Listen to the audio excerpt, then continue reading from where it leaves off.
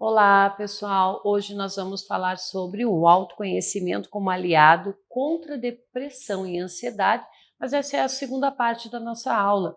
E desenvolver então o autoconhecimento, ele proporciona uma série de benefícios que podem ser desfrutados, tanto pessoal quanto profissional. Um dos principais é entender quais são os pontos que precisam aí de atenção e desenvolvimento. Isso porque no ambiente corporativo, o profissional que identifica esse tipo de tarefa, ele exerce aí bem sozinho e em quais ele precisa então de ajuda, poupa tempo e aumenta a produtividade. Conhecer as próprias limitações é importante para que a pessoa adote uma postura protagonista e não se deixe vitimizar pelas circunstâncias, em conjunto com as devolutivas individuais, que são exceções de mentoria focadas em estimular o autoconhecimento. Fica mais fácil entender as próprias limitações e também as maiores forças, né? A ansiedade, a depressão, o burnout, né? Que são doenças aí psicossomáticas, ou seja, patológicas, né?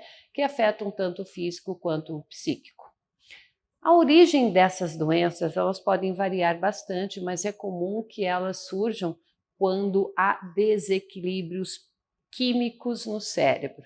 Isso pode acontecer a partir de um evento traumático específico ou ser resultado de condições contínuas de estresse ou esforço em demasia.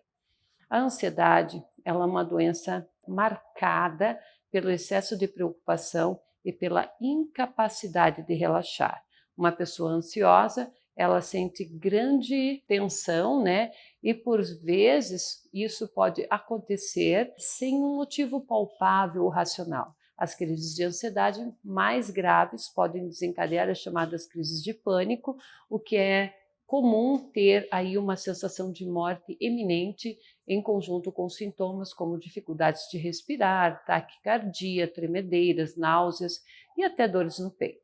Se não forem tratados esses episódios, eles podem se transformar em uma síndrome, ok? O burnout, ele é um fenômeno ocasionado pela exposição contínua a intenso estresse físico, emocional e mental relacionados ao excesso de trabalho. A doença, ela é caracterizada, claro, pela sensação constante de esgotamento e sintomas aí como o cansaço externo, a insônia, dificuldades de concentração, a fadiga, dores musculares e até perda de memória em alguns casos, certo? A depressão já é um pouco diferente, pessoal. A depressão, ela é uma patologia caracterizada pela tristeza profunda e pelo sentimento de esperança, né? Apesar de se manifestar de formas diferentes, é comum que as pessoas depressivas elas apresentem sintomas como distúrbios de sono e de apetite. Tem aí grandes oscilações de humor, baixa autoestima, apatia, desinteresse e falta aí de perspectivas.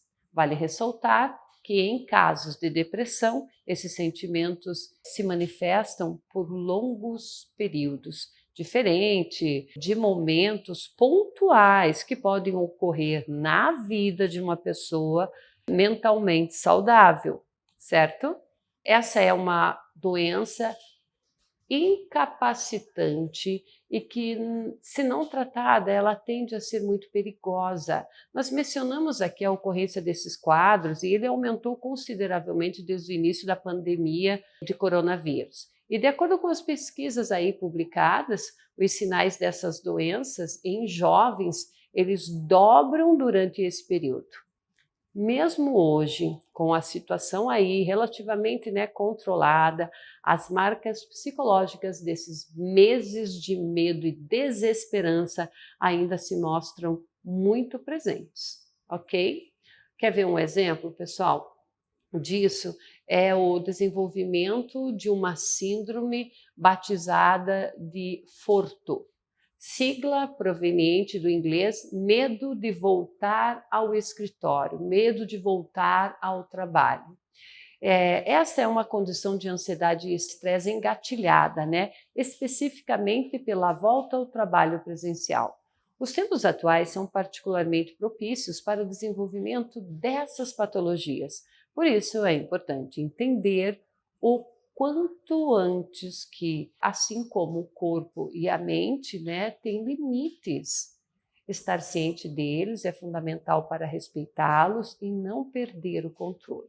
O autoconhecimento é também saber lidar com você mesmo e saber lidar com as suas necessidades. Às vezes, isso está representado por atitudes como manter uma dieta equilibrada, ter os seus momentos de lazer, praticar atividades físicas constantemente, ter uma rotina regular de sono, realizar tarefas que gerem aí energia a si próprio e evitar pessoas e situações que a consomem.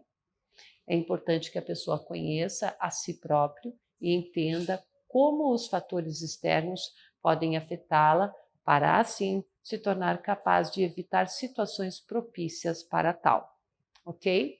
E quanto melhor nos conhecemos, mais cedo somos capazes de identificar os sinais de esgotamento e de piora no quadro mental.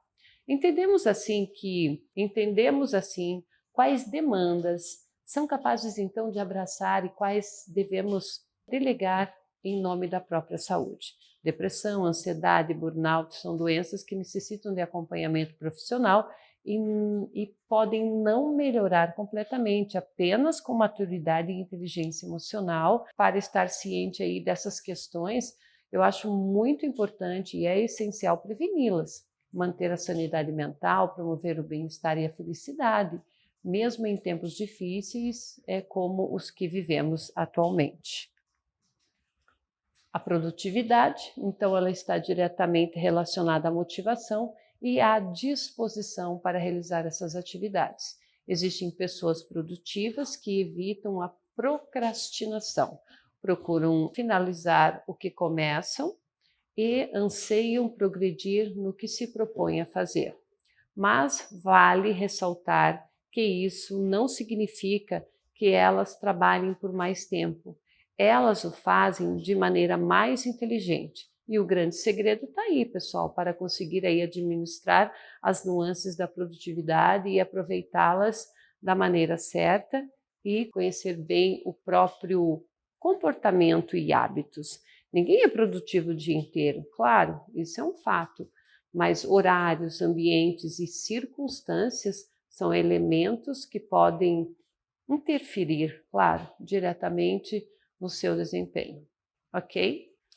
Bom, cabe então a nós identificar quais os fatores funcionam como catalisador e quais podem minar o nosso próprio rendimento, não é mesmo?